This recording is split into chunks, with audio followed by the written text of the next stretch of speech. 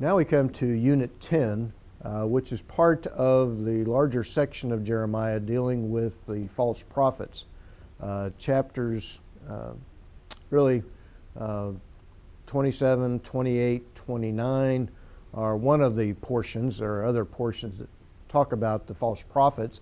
We were introduced to the false prophets who were prophesying by Baal back in chapter 2, verse 8. And remember the Baal, they were prophesying by Baal. Baal was in effect Lo-al, no prophet. So there's a play on words.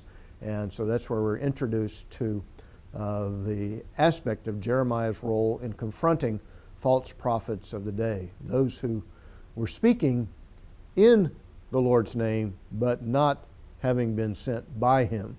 They claimed to be spokesmen for the Lord, prophets, the Nevi'im, but they were not indeed prophets of God, but were prophesying falsehood. Jeremiah will use that Hebrew term sheker, to lie, for example, in chapter 14, verse 14. And the prophesying of lies is equated with divination, false visions, and or just simply the given prophet's own imagination or hopefulness. Others were prophesying chapter 23 through dreams that they would have, but they were dreams not coming from the Lord, but perhaps from satanic sources.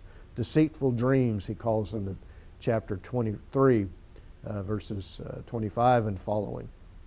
So when we come to this section on the false prophets, you're going to be translating Jeremiah 28, which is 17 verses long, Jeremiah confronting Hananiah.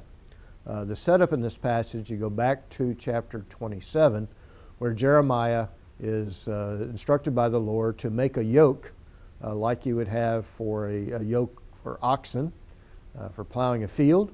They used to make that and to carry it around as a warning about the coming yoke of Babylon that will be placed upon Judah because of her unfaithfulness.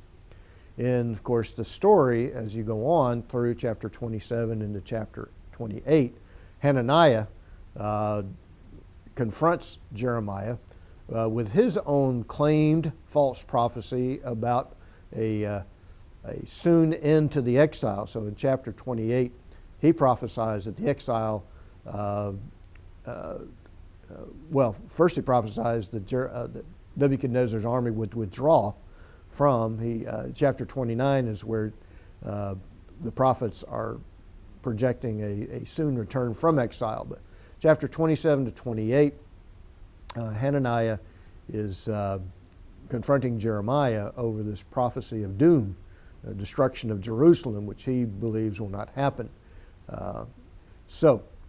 Hananiah prophesied a deliverance of Jerusalem from the hand of Nebuchadnezzar rather than destruction. Jeremiah confronts him and says that his words were falsehood. They were a lie, and that in fact Jerusalem, Judah, would come to a rapid end. And again, this is in the context of the reign of Zedekiah, the last king of Judah. Again, Hananiah, probably seeing the events similar to what happened in the days of Hezekiah and Isaiah, when Isaiah counseled Hezekiah after Hezekiah, of course, had gone through the reforms in the land of tearing down the idolatrous practices throughout the land, destroying the high places. God, through Isaiah, had Hezekiah